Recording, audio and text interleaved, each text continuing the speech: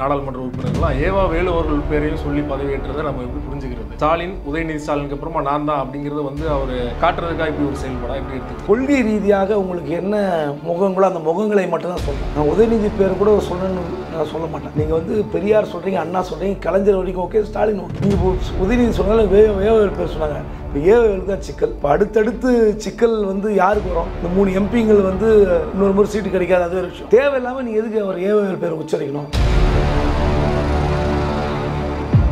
இப்போ அவருக்கே சிக்கல் வரும்னு சொல்றீங்களே ஏவாவேலுக்கு, அவருடைய நாலேஜ் இல்லாமல் தான் அவரோட பேரை வந்து நாடாளுமன்றத்தை சொல்லியிருப்பாங்க. நீங்க அந்த 3 பேருக்கு சீட்டு வாங்கி அவர் தான் கொடுத்துருப்பாரு, இல்லைன்னு சொல்லலை. நீங்க அதையே பொது சபையில் உடைக்கணும். ரெண்டாவது, கண்டிப்பா திமுக தலைமை அதை ஏற்குமா? ஏற்காது, தவறு. அப்படி இருக்கும்போது நீங்க வந்து ஏவாவேலு வாழ்கன்னு சொல்றதால அவருக்கு பிளஸ் ஆகிற இடத்த நீங்க மைனஸ் பண்ணிட்டீங்க. 3 பேர் சேர்ந்து ஏவாவேலுக்கு மாலை போடல, வந்து பள்ளம் தான் தோண்டியிருக்காங்க.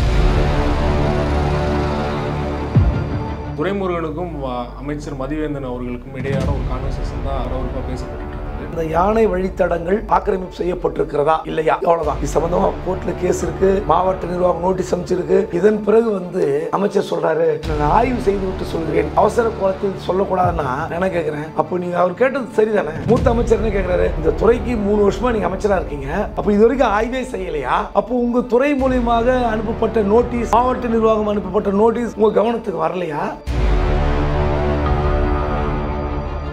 3 வருஷமா வந்து அந்த துறைக்கு அமைச்சர்கள் இல்லையா, அவர் சுற்றுலாத்துறைக்கு இருந்தாரு. சமீபத்தில் தான் மாற்றி வனத்துறைக்கு போட்டாங்க. ஏற்கனவே ராமச்சந்திரன் தானே அந்த பொறுப்புக்கு வரணும். 2 மாசம் ஆச்சு வந்து, அதனால பழசுல நாலேஜுக்கு வரல, அதை கவனிக்காம விட்டுட்டுன்னு சொல்ல முடியாது. நீங்க அப்படி என்ன, உங்களுக்கு நீங்க போய் உட்காந்து ஃபைல் எடுத்து ஒவ்வொரு ஃபைலா பேப்பரா பார்க்க போறதில்ல, உங்களுக்கும் கொடுக்க போறாங்க. ரெண்டாவது,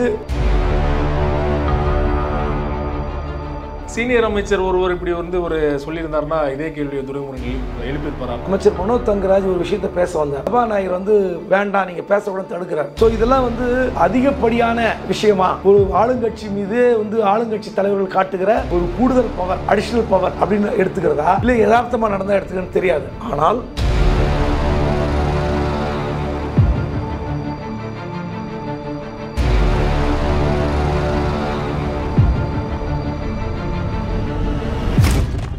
ஆகாயம் வாய்ஸ் நேயர்களுக்கு வணக்கம். இன்றைக்கு நம்மோடு நேர்காணலுக்காக மூத்த பத்திரிகையாளர் குபேந்திரன் அவர்கள் நம்மோடு இணைந்திருக்கிறார். அவரோடு பேசலாம். சார் வணக்கம். வணக்கம். நாடாளுமன்றத்தில் நேற்று திமுக எம்பிக்களும் பதவியேற்றாங்க. பதவியேற்றும் போது கலைஞர் அவர்கள், பெரியார் அவர்கள், அண்ணா அவர்கள் பேர் சொன்னாங்க, உதயநிதி ஸ்டாலின் அவர்கள் பேரும் எல்லோரும் சொன்னாங்க. குறிப்பாக கள்ளக்குறிச்சி, ஆரணி, அப்புறம் திருவண்ணாமலை மாவட்ட நாடாளுமன்ற உறுப்பினர்கள்லாம் ஏவா வேலு அவர்கள் பேரையும் சொல்லி பதவியேற்றதை நம்ம எப்படி புரிஞ்சுக்கிறது? கட்சியில வந்து ஸ்டாலின், உதயநிதி ஸ்டாலினுக்கு அப்புறமா நான் தான் அப்படிங்கிறது வந்து அவர் காட்டுறதுக்காக இப்படி ஒரு செயல்படா எப்படி எடுத்துக்கிறது? அப்படி ஏவா வேலு பேர் உச்சரிச்சா அது ஏவாவேலுக்கு தான் சிக்கல். ஓகே, அதை வந்து சொல்லியிருக்க கூடாது. நீங்கள் ரெண்டாவது, ஒரு கொள்கை ரீதியாக உங்களுக்கு என்ன முகங்களோ அந்த முகங்களை மட்டும் தான் சொல்லணும். நான் உதயநிதி பேர் கூட சொல்லணும்னு நான் சொல்ல மாட்டேன். நீங்கள் வந்து பெரியார் சொல்கிறீங்க, அண்ணா சொல்கிறீங்க, கலைஞர் வரைக்கும் ஓகே, ஸ்டாலின் ஓகே. நீங்கள் இப்போ உதயநிதி சொன்னாலும் ஏவேல் பேர் சொன்னாங்க. இப்போ ஏவேலுக்கு தான் சிக்கல். இப்போ அடுத்தடுத்து சிக்கல் வந்து யாருக்கு வரும்? இந்த 3 எம்பிங்கள் வந்து இன்னொரு முறை சீட்டு கிடைக்காது, அது ஒரு விஷயம். தேவையில்லாமல் நீங்கள் எதுக்கு அவர் ஏவேல் பேர் உச்சரிக்கணும்? ரெண்டாவது, பதவி ஏற்பு விழாவில் நீங்கள் பேசுகிற அந்த 1 நிமிட 1 நொடி சில நொடிகள் காட்சிகளுக்கெல்லாம் போய் நீங்கள் சொல்ல வேண்டிய அவசியம் இல்லை. உங்களுடைய விசுவாசத்தை காட்டுகிற இடம் வேறு. உங்கள் தலைவர்கள் யாரும் வந்து உங்களை வந்து அங்கே பேர் சொல்லணும்னு சொல்ல தேவையில்லாமல் நீங்கள் பெயரை சொல்லி அவருக்கும் அந்த நீங்கள் சிக்கல் பண்ணி, ரெண்டாவது பார்க்குற மக்கள் இருக்காங்களா அவங்களுக்கும் ஒரு மாதிரி ஒரு தேவையில்லாத ஒரு சர்ச்சையை ஏற்படுத்திட்டீங்க. இது வந்து ரெண்டாவது பதவியேற்பு விழாவா இல்லை வேற ஏதாவது நடக்கிற மாதிரி?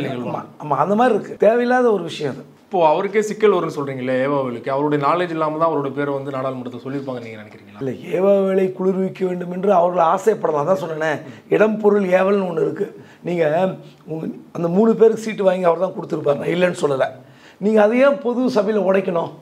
ரெண்டாவது, கண்டிப்பாக திமுக தலைமை அதை ஏற்குமா? ஏற்காது, தவறு.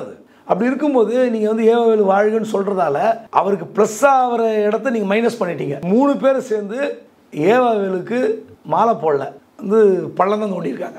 ஏற்கனவே கள்ளக்குறிச்சி விஷயத்திலுமே அந்த மாவட்ட பொறுப்பு அமைச்சர் ஏவாவேலு தான். அதுலேயே ஒரு சிக்கல் அவருக்கு இருக்கிற சூழல இது மேலும் சிக்கலை தான் ஏற்படுத்திட்டுருங்களா? நிச்சயமா அங்கே இருக்கிற இப்போது பிரச்சனை பொறுப்பு அமைச்சர் அவர் தான் கலெக்டர் போட்டிருப்பாரு, அவர் தான் எஸ்பி போட்டிருப்பாரு. இப்போ ஏற்கனவே நெருக்கடியில் இருக்கிற ஒரு சிக்கல். இப்போ இதெல்லாம் வரும்போது அவருடைய அதிகாரத்தை குறைக்க வேண்டும் என்ற எண்ணம் நிச்சயமாக தலைமைக்கு வரும். அது நடந்தாலும் ஆச்சரியப்படுறதுக்கு இல்லை. அதனால் நீங்கள் வந்து சொன்னேன், எம்எல்ஏக்களாகட்டும் எம்பிகளாகட்டும் விசுவாசத்தை காட்ட வேண்டிய இடத்துல காட்டினா போகும். நீங்கள் வந்து அந்த இடத்துல காட்டினதால தான் அவருடைய ஆதரவாளர்கள் தெரிய போகுமா? தேவையில்லாத ஒன்று. இப்போ கள்ளக்குறிச்சி கள்ளச்சாராய மரணங்கள் திமுக ஒரு பெரிய பின்னடைவை ஏற்படுத்தினாலும் விக்கிரவாண்டி இடைத்தேர்தலில் இது எதிரொலிக்குன்னு நினைக்கிறீங்களா? நிச்சயமாக இல்லை.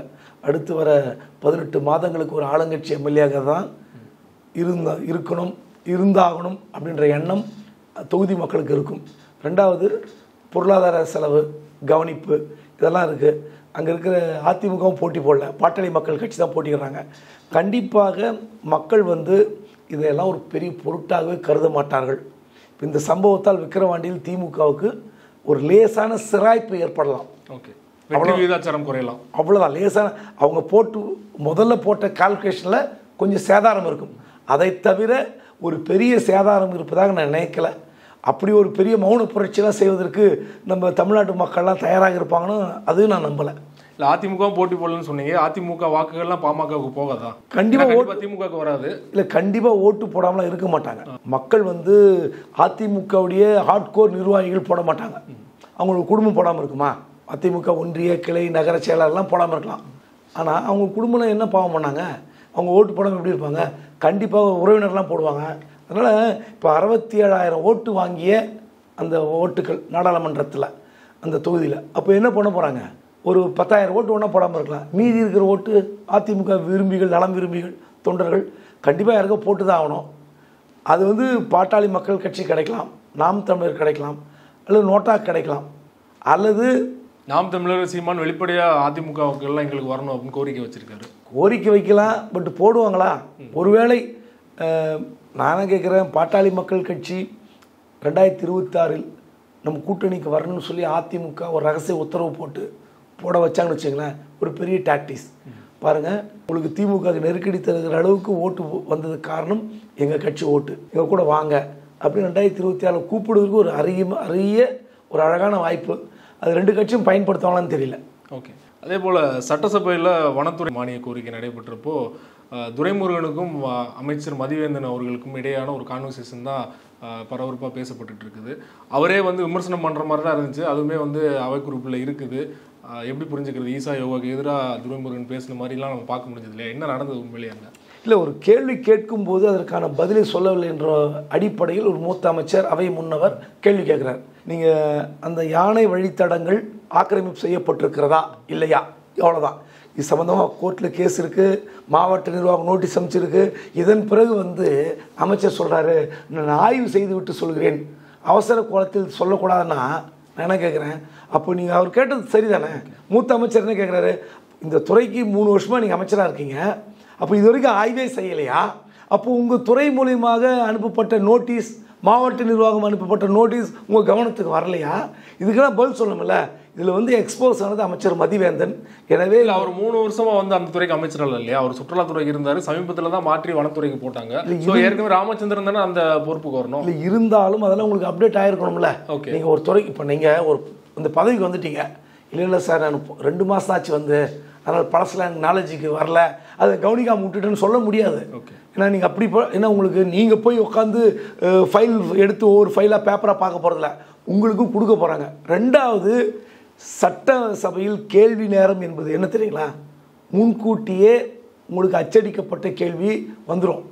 யார் கேள்வி கேட்டாங்க? சிவா கேட்டார். இந்த பதில் துறை அதிகாரிகள் டைப் பண்ணி கொடுத்துருவாங்க. அதுக்கு பிறகு துணை கேள்வி கேட்டால் அதுக்கு என்ன பதில் சொல்லணுன்றதும் குறிப்பு வந்துடும். அப்போ இதன் பிறகு நீங்கள் பதில் சொல்லணும்னா அப்புறம் எப்படி?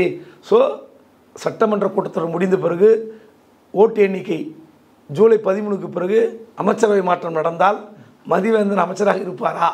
மிகப்பெரிய கேள்விக்குறி இருக்குது. ஏன்னா சமீபத்தில் கூட ஒரு குடும்பத்தோட ஒரு சட்டவிரோத ரெசார்ட்டில் தங்கினார் அப்படிங்கிற செய்தியெல்லாம் நாளிதழில் வந்தது. அப்போவே ஒரு டார்கெட் பண்ண போகிறாரா அப்படிங்கிற ஒரு கேள்வி எழுந்தது. இப்போ தொடர்ச்சியாக துரைமுருகன் அவர் பேசும்போது அது உறுதியாயிடுச்சா? மாற்றப்பட கூட வாய்ப்பு இருக்கா? ஒரு அமைச்சர் ஏதோ முறைகேடாக தங்கினார் அப்படின்றது ஒரு கடந்து போகிற செய்தியாக கூட எடுத்துக்கலாம். ஓகே, அது விட்டுருவோம். ஆனால் துறை ரீதியான ஒரு கேள்விக்கு சரியாக பதிலளிக்க முடியவில்லை என்ற விஷயம் இருக்குல்ல, நிச்சயமாக கண்டிப்பாக அவர் அமைச்சராக நீடிப்பாரா?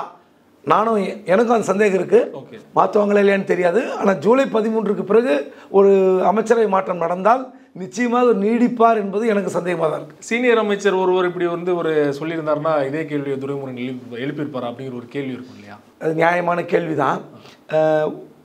துரைமுருகன் மற்ற மூத்த அமைச்சர்களிடம் காட்டுகிற அந்த பரிவு இவருக்கு ஏன் காட்டல நீங்கள் கேட்குறீங்க.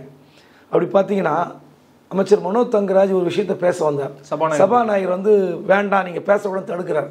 ஸோ இதெல்லாம் வந்து அதிகப்படியான விஷயமா ஒரு ஆளுங்கட்சி மீது வந்து ஆளுங்கட்சி தலைவர்கள் காட்டுகிற ஒரு கூடுதல் பவர், அடிஷ்னல் பவர் அப்படின்னு எடுத்துக்கிறதா இல்லை யதார்த்தமாக நடந்தால் எடுத்துக்கிறதுன்னு தெரியாது. ஆனால் ஒரு அமைச்சர் வந்து இன்னொரு அமைச்சரால் சக அமைச்சரால் ஒரு சட்டமன்றத்தில் நீங்கள் வந்து சரியாக உங்கள் துறையை கவனிக்கவில்லை என்ற குற்றச்சாட்டு எதிர்கட்சிகள் எப்படி விடும், அரசியல் செய்வாங்க. ரெண்டாவது கலாச்சாரம், இதனால இது பெருசாக பேசுபொருள் ஆகலை. கண்டிப்பாக இது சட்டமன்ற கூட்டத்தொடர் முடிந்த பிறகு அதிமுக கையில் எடுக்கலாம். ஓகே, இல்லை இந்த ஈஷா விவகாரத்தில் வந்து ஒரு வேறு ஏதாவது ஒரு கலகம் பிறக்கலாம். நிச்சயமாக மதிவேந்தனுக்கு சிக்கல் இருக்குது அப்படின்னு தான் நான் நினைக்கிறேன். ஆனால் இப்படி நடக்கிற கான்வர்சேஷனில் ஆரோக்கியமானதை நம்ம எடுத்துக்கலாமா? கட்சிக்குள்ளேருந்தே ஒரு கேள்வி எழுகிறது, துறையை சக அமைச்சரை வந்து விமர்சனம் பண்ணுறது, கேள்வி எழுப்புறதுலாம் ஆரோக்கியமானதாக புரிஞ்சுக்கிறதா? இல்லை, பத்திரிக்கையாளர் நம்ம ஆரோக்கியமாக எடுத்துக்கலாம், பொதுமக்களை ஆரோக்கியமாக எடுத்துக்கலாம். ஆனால் அரசியல் ரீதியாக கட்சி ரீதியாக நீங்களே போய் அவரை காட்டி கொடுக்குறீங்க, இல்லை நீங்களே ஒரு மாட்டி விட்டீங்கன்னு சொல்லும்போது ஒரு சிக்கல் இருக்குல்ல, அது உள்கட்சியில் என்ன பேசுவோம் நமக்கு தெரியும்.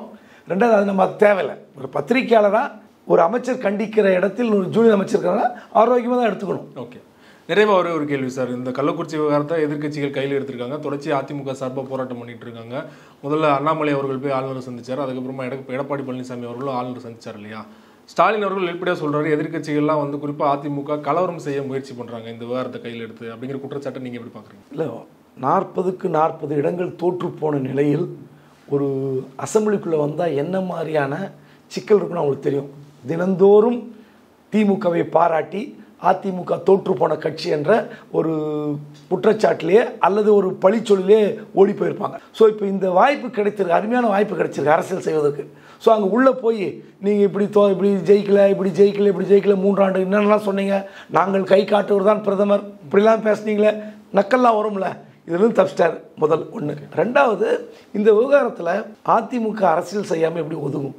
அருமையான வாய்ப்பு. ஸ்டாலினே எதிர்க்கட்சி தலைவராக இருக்கும்போது அரசியல் செய்யாமல் அவையெல்லாம் செய்ய முடியும் கேள்வி. அதனால அவருக்கு கிடைத்த வாய்ப்பை எடப்பாடி அருமையாக பயன்படுத்தி கொண்டிருக்கிறார்.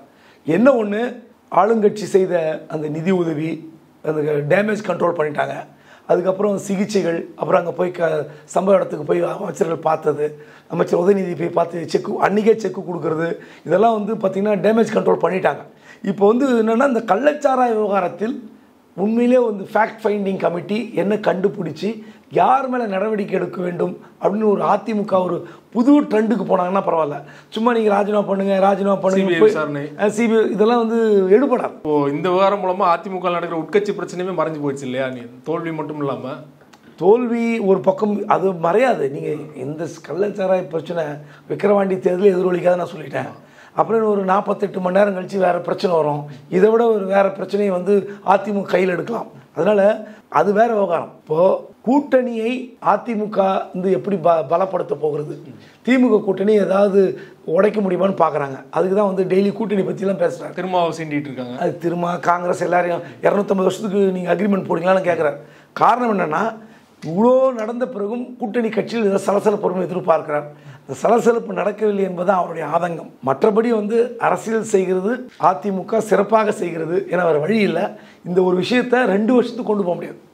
அடுத்த தேர்தல் வரை இதை வந்து அணையாமல் கொண்டு போகிறதுக்கெல்லாம் வாய்ப்பு கம்மி. பட் ஒரு நல்ல வாய்ப்பு பயன்படுத்தி கொண்டிருக்காரு, அவ்வளோதான். ரொம்ப நன்றி சார். உங்கள் நேரத்தை ஒதுக்கி பல்வேறு தகவல்கள் எங்களோட பகிர்ந்து கொண்டீங்க. மிக்க நன்றி. நன்றி.